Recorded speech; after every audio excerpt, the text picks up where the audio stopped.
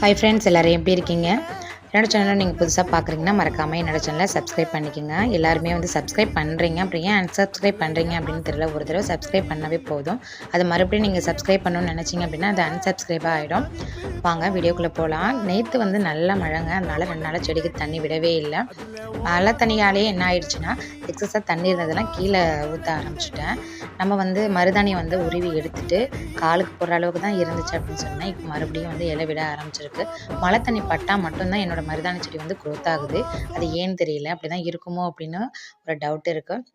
அதுக்கப்புறம் பிரண்டட் செடியில் பார்த்தீங்கன்னா, வெங்காயத்தோல், டீ தூள்லாம் போட்டு க்ரோத் ஆகிறதுக்காக போட்டிருந்தேன். அது பார்த்தீங்கன்னா, ஒரே ஒரு வெங்காயம் வந்து விழுந்திருக்கும் போல இருக்கு. அது நல்லா வளர்ந்து வருது. நம்ம செடிலாம் இப்படி தாங்க இருக்குது. ரோஸ் செடியில் ஒரே ஒரு மொட்டை எக்ஸஸாக வந்திருக்குது. அது எப்படி வளரப்போகுதுங்கிறதையும் நெக்ஸ்ட் வீடியோவில் பார்க்கலாம். மாடிக்கு வந்து மாப் போட்டுட்டு, அதுக்கப்புறம் துணியெல்லாம் காய வச்சுட்டு கீழே வீட்டுக்கு தான் போகிறேன். பொங்கல் செலிப்ரேஷன் எப்படிங்கிறது நெக்ஸ்ட் வீடியோவில் காட்டலாம்.